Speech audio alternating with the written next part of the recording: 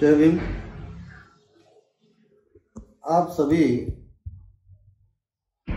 श्रोताओं को, सभी सम्माननीय मेरे भाइयों और बहनों, मैं प्राध्यापक मुकुंद भारताकडे, अध्यक्ष डॉक्टर बाबासाहेब आंबेडकर बहुउद्देशीय उत्कर्ष प्रतिष्ठान अकोला, जिला अकोला, महाराष्ट्र।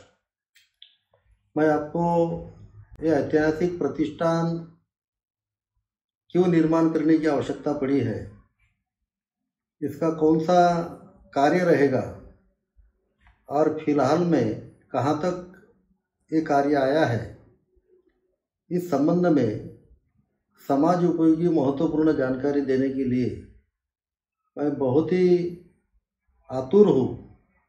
मैं आपको कहना चाहता हूँ कि डॉक्टर बाबा साहब आम्बेडकर साहब ने अपने जीवन में जो संघर्ष किया है, ये भारत के अपने सभी पिछड़ा समाज, बहुजन समाज और सभी भारतीय जो है वो मानवता के आधार पर किस तरह रहना चाहिए, इसलिए संघर्ष किया है। यह देखते हुए 1999 में, मतलब 1999 में बुद्ध जयंती के पर्व पर सबसे पहले अपन ने समाज न्याय पत्र साप्ताहिक निकाला है कि डॉक्टर बाबा साहब आम्बेडकर का जो कार्य है वो समाज में जाना चाहिए और प्रॉपरली जाना चाहिए, और उस आधार पर समाज उन्नति के लिए तैयार होना चाहिए। साप्ताहिक समाज न्याय पत्र निकालने के बाद में एक साल में अपने ख्याल में आया कि इस समाज न्याय पत्र में अपन ने कौन सी बातें प्रसिद्ध करनी चाहिए। अगर अन्य वृत्तपत्र जो भी न्यूज़ बोलो या साहित्य बोलो प्रसिद्ध करते हैं, तो वही अगर अपने पेपर में आता है तो समाज के लिए उपयोगी नहीं है, फिर अपने वृत्तपत्र की आवश्यकता नहीं पड़ेगी। यह बात सामने आ गई और इस आधार पर अपन ने सोचना शुरू किया कि समाज उन्नति के लिए अपन ने वृत्तपत्र में कौन सी बातें छापनी चाहिए, तो इसका चिंतन मनन अपन ने शुरू किया। फिर ऐसा करते करते अपने सामने महाराष्ट्र शासन ने जो भी ग्रंथ प्रसिद्ध किए हैं, तो उसमें का 18वां खंड भाग 1, भाग 2, भाग 3 अपने को मिला है, और वह रीड आउट करने के बाद में ख्याल में आया है कि डॉक्टर बाबा साहब आम्बेडकर जी ने इमारत फंड पर, इमारत निधि पर सैकड़ों भाषण उस वक्त दिए हैं, और उसी आधार पर फिर मुंबई में डॉक्टर बाबा साहब आम्बेडकर भवन के निर्माण करने का सिलसिला डॉक्टर बाबा साहब आम्बेडकर जी ने शुरू किया है। वो अपने पढ़ने में आने के बाद में उस पर अपन ने चिंतन किया कि ये इमारत फंड और इमारत निर्मित का कार्य डॉक्टर बाबा साहब आम्बेडकर जी ने कौन से कारण से किया है। तो डॉक्टर बाबा साहब आम्बेडकर उस भाषण में कहते हैं कि मैं अपने समाज का जो भी उन्नति का तंबू है, उसका मैं एक खंबा हूँ, एक पिल्लर हूँ। ये पिल्लर अगर गिर गया तो समाज उन्नति का जो तंबू है वो गिर जाएगा। इस कारण से डॉक्टर बाबा साहब आम्बेडकर जी आगे कहते हैं कि ये तंबू नहीं गिरना चाहिए, इसलिए ये खंबा जो भी है, जो मेरे रूप में है, तो वह भी नहीं गिरना चाहिए, लेकिन गिरने वाला तो है, तो वो गिरने के बाद भी ये तंबू वैसा का वैसा रहना चाहिए। इसलिए इस तंबू को आजू बाजू में अपन ने तान देना, तनाय देना बहुत जरूरी है। और वो जो तनाय है कि अम्बेडकर भवन के रूप में अपन दे सकते हैं, ऐसा डॉक्टर बाबा साहब आम्बेडकर जी ने कहा है। इसी भाषण में डॉक्टर बाबा साहब आम्बेडकर जी आगे कहते हैं कि मैं समाज के लिए यह कर रहा हूँ, समाज के लिए वो कर रहा हूँ, समाज के लिए ये मूवमेंट मैंने चालू किया। ऐसा करते करते अपने समाज से जो भी पैसे अपन लेते हैं उनसे पावतियां फाड़ते हैं, तो बार बार पावतियां फाड़ना ये उचित नहीं है। इस कारण से उसके लिए रेमेडीज तैयार करना, एक उपाय तैयार करना बहुत आवश्यक है। और वो जो सुझाव है, वो जो उपाय है, ये इमारत फंड के आधार पर अब उन तैयार कर सकते हैं। बार बार समाज को पैसे मांगने का काम नहीं करना चाहिए। तो ये इस तरह के सैकड़ों भाषण डॉक्टर बाबा साहब आम्बेडकर जी ने उस वक्त दिए है और समाज को आह्वान किया कि अपने पसीना के पैसे से, अपने मेहनत के पैसे से, ना कि पूंजीपतियों के पैसे से अपन ने इमारत निर्माण करनी चाहिए, अपने पैसे से निर्माण करनी चाहिए और वो स्वाभिमान की बात रहेंगी। तो डॉक्टर बाबा साहब आम्बेडकर जी को एक्चुअली उसमें से क्या कहना है, इसका अर्थ अपन ने निकाला है और वह इमारत कितनी महत्वपूर्ण रहती है, तो ये अपने ख्याल में आया। और उस आधार पर मेरे भाइयों, अपन ने फिर 2004 से तो 2006 तक ये काम करने का एक निर्धार किया। सबसे पहले तो 2000 से 2004 तक का ये पूरा स्टडी किया कि डॉक्टर बाबा साहब आम्बेडकर जी महाराष्ट्र के हर एक जिले में इस तरह की इमारत निर्माण करनी चाहिए, ऐसा जो कहते हैं, तो उसके पीछे कौन से कारण है, इस पर सोचा। और फिर 4 साल उसका अध्ययन करने के बाद में 2004 से ये निर्धार किया कि अकोला शहर में अपने समाज के बलबूते पर, समाज के मेहनत के पैसे पर अपन ने टोलेजंग इमारत डॉक्टर बाबा साहब आम्बेडकर भवन यहाँ पर निर्माण करना चाहिए, ये निर्धार किया। और फिर 2004 से तो 2006 तक ये संकल्प किए कि इसके लिए अपने को एक संस्था रजिस्टर्ड करनी चाहिए।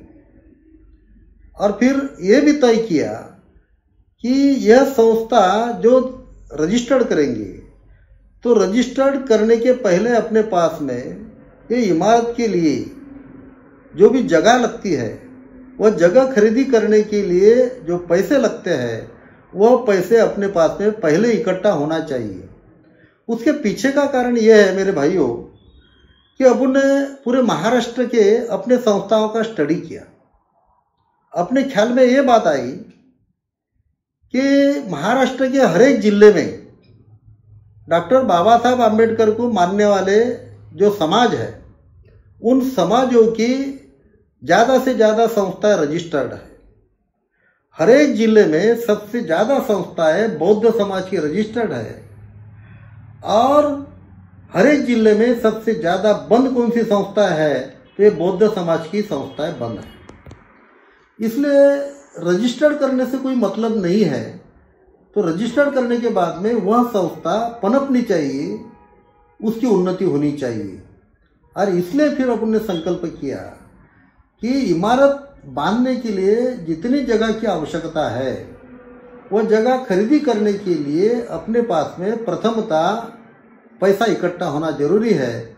और जब उतना पैसा इकट्ठा होगा तब फिर अपन संस्था का रजिस्ट्रेशन करेंगे।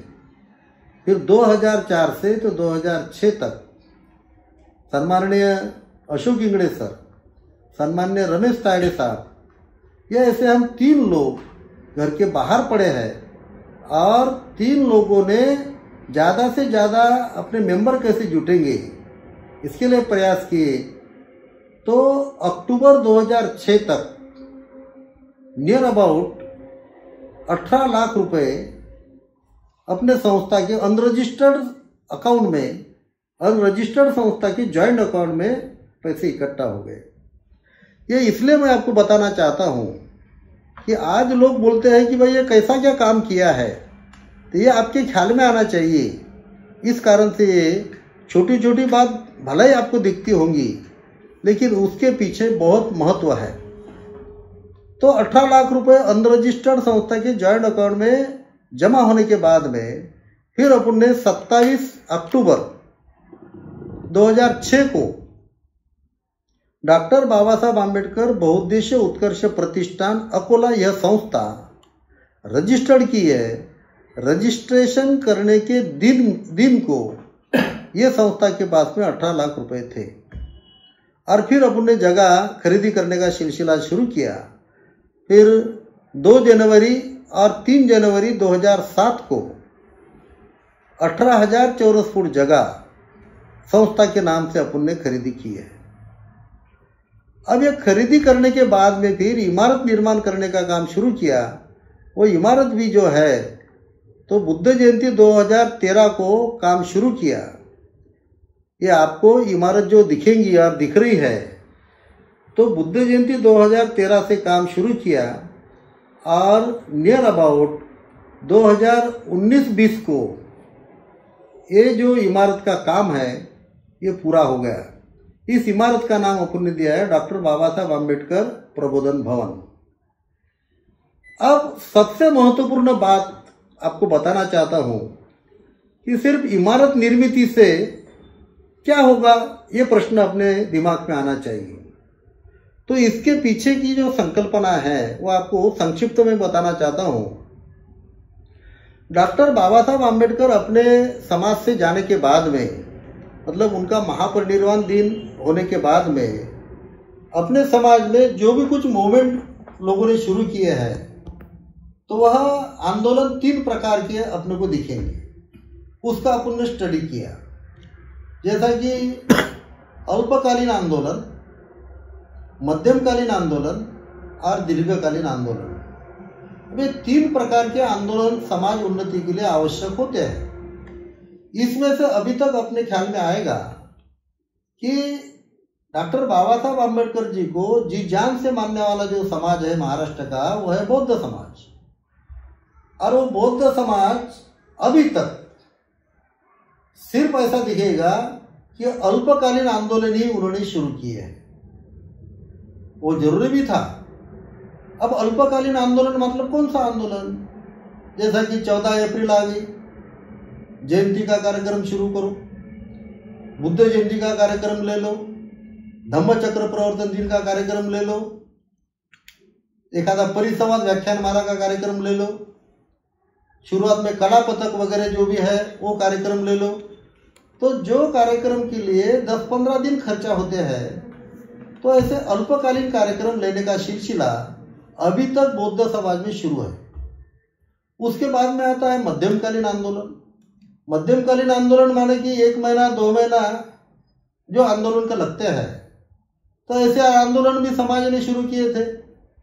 जैसे कि भाई अपने को मोर्चा निकालना है, तो मोर्चा निकालने के पहले 1-1.5 महीना से तैयारी करना, फिर मोर्चा निकालना, एखादा कवि सम्मेलन लेना, एखादी व्याख्यानमाला लेना, एखादा साहित्य सम्मेलन लेना।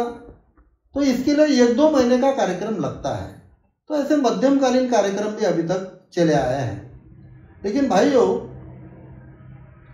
गरीब समाज की सर्वांगीण उन्नति करना है तो ये दीर्घकालीन आंदोलन की आवश्यकता रहती है। जो आंदोलन 10 साल, 20 साल, 50 साल शुरू रहता है, ऐसे आंदोलन दीर्घकालीन आंदोलन होते हैं। तो अपने समाज में डॉक्टर बाबा साहब आम्बेडकर का महापरिनिर्वाण होने के बाद में अभी तक अपने को दिखाई ये देता है कि समाज ने दीर्घकालीन आंदोलन शुरू नहीं किए हैं, अल्पकालीन और मध्यमकालीन।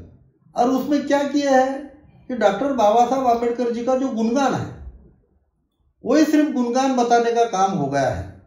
जैसा कि हम बताते रहते हैं कि एक आधा किताब है, वो अगर 200 पेजेस का है तो उसकी प्रस्तावना कितने पेजेस की रहेगी?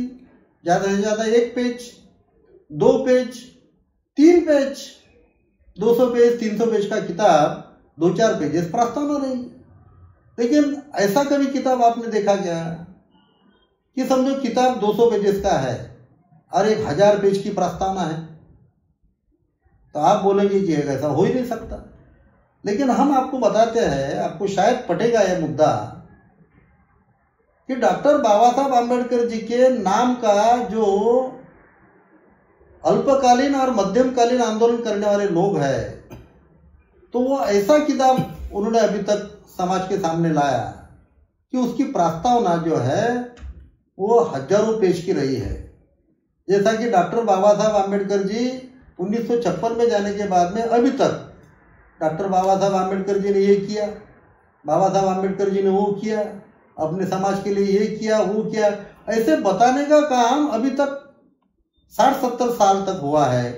लेकिन डॉक्टर बाबा साहब आम्बेडकर जी ने जो रास्ते से चलने को बताया है कि समाज की उन्नति अगर करना है तो प्रैक्टिकल वर्क आपने ऐसा करना चाहिए, वो प्रैक्टिकल वर्क करने का काम समाज ने शुरू नहीं किया। स्वाभिमान तो बहुत बताया जाता है, हमारा स्वाभिमान, हम बहुत स्वाभिमानी हैं, बुद्ध के, बाबा साहब के, फुले के, शाहू के हम अनुयायी हैं, बहुत अच्छी बात है, स्वाभिमान की बात करते हैं। लेकिन हमारी आर्थिक उन्नति कहाँ तक हुई, हमारी शैक्षणिक उन्नति कहाँ तक हुई, सांस्कृतिक उन्नति कहाँ तक हुई? ये प्रश्न का उत्तर जो भी है वो अपने सामने है। स्वाभिमान बहुत बताते हैं, लेकिन दूसरे दिन ही हम क्या करते हैं, हमारे बच्चों को लेके, हमारे बहन भाई को लेके, हमारे रिश्तेदारों के लेके हमको प्रतिगामी लोगों के स्कूल में जाना पड़ता है, प्रतिगामियों के कॉलेज में जाना पड़ता है। हमारे समाज का हर एक जिले में एक भी कॉलेज नहीं है, एक भी स्कूल नहीं है, एक भी बैंक नहीं है, हमारे उद्योग नहीं है। स्वाभिमान बहुत बताना और दूसरे दिन ही प्रतिगामियों के पास में हमको सहारा लेना पड़ता है, तो इससे स्वाभिमान नहीं होता है। स्वाभिमान मतलब क्या है, समाज खुद के पैर पर खड़ा रहना चाहिए, समाज के अपने बलबूते पर आर्थिक उन्नति होनी चाहिए, शैक्षणिक उन्नति होनी चाहिए। तो ये काम करने का जो संकल्प है, डॉक्टर बाबा साहब आम्बेडकर बहुउद्देशीय उत्कर्ष प्रतिष्ठान ने यह संकल्प किया है। ये अकोला जिले में ये संकल्प किया पुण्य कि आने वाले 5 साल में अकोला जिले के हर एक तालुका में nursery to senior college English medium की संस्था है, हमारे बलबूते पर यह प्रतिष्ठान निर्माण करेगा। अकोला जिले के हर एक तालुका में जो भी पत्र संस्था होगी या बैंक होगी, हर एक तालुका में समाज के नाम पर, समाज के अस्तित्व की बैंक वहां पर अस्तित्व में आएगी, शाखाएं अस्तित्व में आएगी। अकोला जिले में एक इंजीनियरिंग कॉलेज, एक मेडिकल कॉलेज, एक लॉ कॉलेज, ये आने वाले 5 साल में निर्माण हो जाएगा।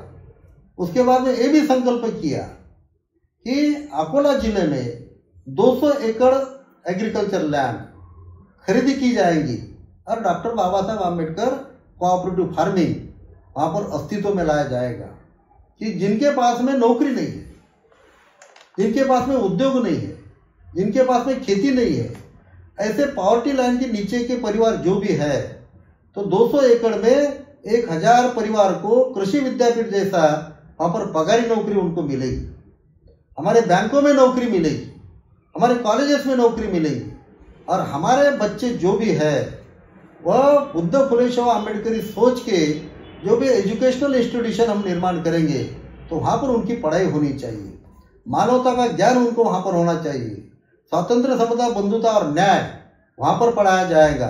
ये तो अभी फिलहाल में क्या बोलते हैं, हम भाषण में बोलते रहते हैं कि 22 प्रतिज्ञा का पालन हमने करना चाहिए, लेकिन दूसरे दिन ही हमारे बच्चे जो स्कूल कॉलेजेस में जाते हैं, जैसे कि अकोला जिला का उदाहरण मैं आपको देता हूँ। अकोला जिले में 95% जो भी एजुकेशनल इंस्टीट्यूशंस है वो प्रतिगामियों की है। वहाँ पर हमारे बच्चे डालने के बाद में हम जैसा 22 प्रतिज्ञा लेते हैं कि ब्रह्मा विष्णु महेश को हम ईश्वर नहीं मानेंगे, उनकी पूजा अर्चा नहीं करेंगे, वगैरह वगैरह जो भी बोलते हैं, तो दूसरे दिन ही हमारे बच्चे ऐसे स्कूलों में जाते हैं कि वहाँ पर प्रतिगामियों के जो भी कुछ संस्कार है वो उन पर होते रहते हैं। तो ये इस पर अभी तक आरक्षणधारी लोगों ने सोचना चाहिए था।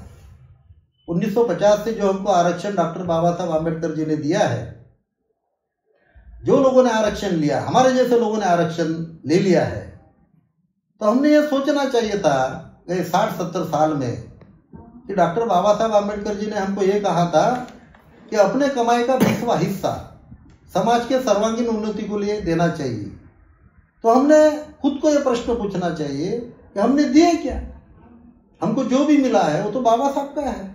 तो उसमें से हम 100 रुपये में से बाबा साहब ने बोला अरे यार 5 रुपये समाज की उन्नति के लिए दो। वो अगर हम देते थे तो अभी तक महाराष्ट्र के उसका स्टडी किया, अपन ने उस पर चिंतन किया, 4 साल तक स्टडी किया। अगर हम 20वां हिस्सा देते थे तो 2004 तक का जो अपन ने स्टडी किया, तो आपको बताने को मेरे को बहुत ही आनंद भी हो रहा है और दुख भी हो रहा है कि अगर हम देते थे 20वां हिस्सा तो 2004 तक ही महाराष्ट्र के हर एक जिले में 4000 करोड़ का काम ये पुरोगामी सोच का हम कर सकते थे। तो 4000 करोड़ हर एक जिले में हम इकट्ठा कर सकते थे। मैं कॉमर्स का लेक्चरर रह चुका हूँ, कॉमर्स का विद्यार्थी हूँ। मैं ब्लैक बोर्ड पर आपको सिद्ध करके देता हूँ कि अगर हमने 20वां हिस्सा देते थे हम, तो अभी तक का 4000 करोड़ का काम महाराष्ट्र के हर एक जिले में हम कर सकते थे। हमारे कम से कम 10 कॉलेजेस हर एक जिले में रहते थे, 10 कॉन्वेंट हमारी रहती थी, 10 हाई स्कूल हमारी रहती थी, 8-10 मंजिल वाली डॉक्टर बाबा साहब आम्बेडकर बैंक हमारी रहती थी, कम से कम 20 ब्रांचेस उसके रहते थे, 500 एकड़ खेती हमारी रहती थी समाज की, कोऑपरेटिव फार्मिंग वहाँ पर अस्तित्व में आता था, अलग अलग कंपनी हमारी रहती थी, रियल इस्टेट कंपनी हमारी रहती थी, कंस्ट्रक्शन कंपनी हमारी रहती थी, हमारे उद्योग व्यवसाय रहते थे। तो हम हर एक जिले में कम से कम 40,000 परिवार को खुद के पैर पर हम खड़ा कर सकते थे। दूसरे के लिए दूसरे की तरफ जाके हमको नौकरी दीजिए ऐसे भीख मांगने का काम हमारा नहीं रहता था। तो वो आरक्षणधारी लोगों ने अभी तक का सोचना चाहिए था, लेकिन ठीक है, देर है दुरुस्त है, late is better than never. अभी भी हम कर सकते हैं। तो उसका प्रतीक अकोला शहर में डॉक्टर बाबा साहब आम्बेडकर बहुउद्देश्य उत्कर्ष प्रतिष्ठान जो संस्था निर्माण की गई है, तो उसकी इमारत आप देख रहे हैं, डॉक्टर बाबा साहब आम्बेडकर प्रबोधन भवन। अभी तक का 150 करोड़ का काम वहाँ पर यहाँ पर हम कर चुके हैं। जनरल कॉलेज उघडलं ना त्यांच्याविषयी।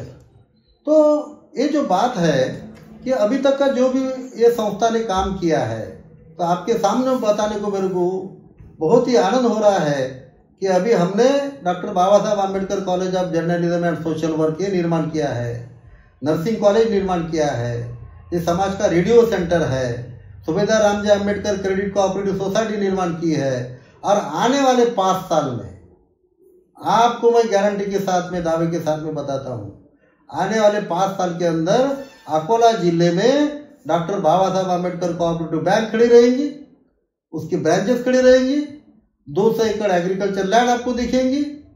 इवन इतना ही नहीं तो 3 एकड़ हमने अभी जगह खरीदी इसलिए की है कि 100 बेड का मल्टी स्पेशलिटी हॉस्पिटल खड़ा करना वो काम भी शुरू हो गया है, और 200 एकड़ लैंड खरीदी करने का काम भी शुरू हो गया है। तो इसलिए भाइयों, अपने समाज की जो भी उन्नति है वो खुद के बलबूते पर अपन ने करनी चाहिए। उसको बोलते हैं कि स्वाभिमानी समाज। डॉक्टर बाबा साहब आम्बेडकर जी का अनुयायी कौन है, ये प्रतिष्ठान ने डेफिनेशन तय की है। हम तो सब बोलते हैं कि हम डॉक्टर बाबा साहब आम्बेडकर के अनुयायी हैं, लेकिन जैसा कि एक आधे क्लास में हम उत्तीर्ण होते हैं तो 75% मार्क मिलाते हैं, हम बोलते हैं डिस्टिंक्शन क्लास में आया हूँ। कोई विद्यार्थी 60% मार्क मिलाता है, हम बोलते हैं फर्स्ट क्लास में आया है। कोई विद्यार्थी बोलता है कि 45% हमने मार्क मिला है, हम बोलते हैं भाई सेकंड क्लास में आया है। कोई बोलता है मैंने 35% मार्क मिला है, तो हम बोलते हैं थर्ड क्लास में आया है। और कोई बोलता है कि मैं अनुत्तीर्ण फेल हो गया हूँ। तो भाइयों, इसी तरह डॉक्टर बाबा साहब आम्बेडकर का अनुयायी कौन है? तो डिस्टिंक्शन क्लास है क्या? वो फर्स्ट क्लास का अनुयायी है क्या? वो सेकंड क्लास का अनुयायी है क्या? वो थर्ड क्लास का अनुयायी है क्या? वो फेल अनुयायी है क्या? ये तय होना चाहिए। तो इसका तय होने की कंडीशन कौन सी है? ये प्रतिष्ठान ने इसकी संकल्पना डेवलप की है, जो पंचशील का पालन करता है, नंबर 1, और जो 22 प्रतिज्ञा का पालन करता है, नंबर 2, और जो अपने कमाई का 20वां हिस्सा देता है। ये 3 भागों में जो उत्तीर्ण होता है वो डॉक्टर बाबा साहब आम्बेडकर जी का 100% अनुयायी माना जाएगा। लेकिन पंचशील का पालन करता हूं, 22 प्रतिज्ञा का पालन करता हूँ और 20वें हिस्सा का त्याग नहीं करता, वो डॉक्टर बाबा साहब आम्बेडकर जी का अनुयायी बिल्कुल नहीं हो सकता है। ये प्रतिष्ठान का निर्धार है। इसलिए भाइयों, अपने को ये देश को अगर मानवता के धागे में अपने को निर्माण करना है, मानवता के फार्मूला में अगर उसको लाना है, ये राष्ट्र अगर जीवित रखना है, तो डॉक्टर बाबा साहब आम्बेडकर जी के जो भी अनुयायी हैं उन्होंने ये 3 बातों पर ख्याल देना, ये राष्ट्रीय कार्य है। और ये कार्य डॉक्टर बाबा साहब आम्बेडकर बहुउद्देशीय उत्कर्ष प्रतिष्ठान ने ये तय किया है। आपको बताने को खुशी हो रही है कि अभी तक देश के 16 राज्य के लोग, अपने देश के 16 राज्य के लोग यहाँ पर आके उन्होंने इसका अध्ययन किया है, उसका स्टडी किया है।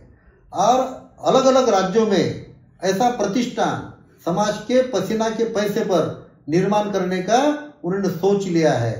12 राज्य के लोगों ने गोवा में डॉक्टर जाधव करके है, वो आगे आ गए और 12 राज्य के लोग वहां पर इकट्ठा होके प्रतिष्ठान को वहां पर बुलाया है, प्रतिष्ठान को इनवाइट किया है। और ये प्रतिष्ठान किस तरह काम करता है, किस तरह निर्माण किया गया है, ये बताने का काम वहां पर गोवा में ये प्रतिष्ठान ने किया है। महाराष्ट्र के तो हर एक जिले के लोग आके गए हैं और वो जिले में काम, प्रतिष्ठान निर्माण करने का काम उन्होंने वो तय किया है।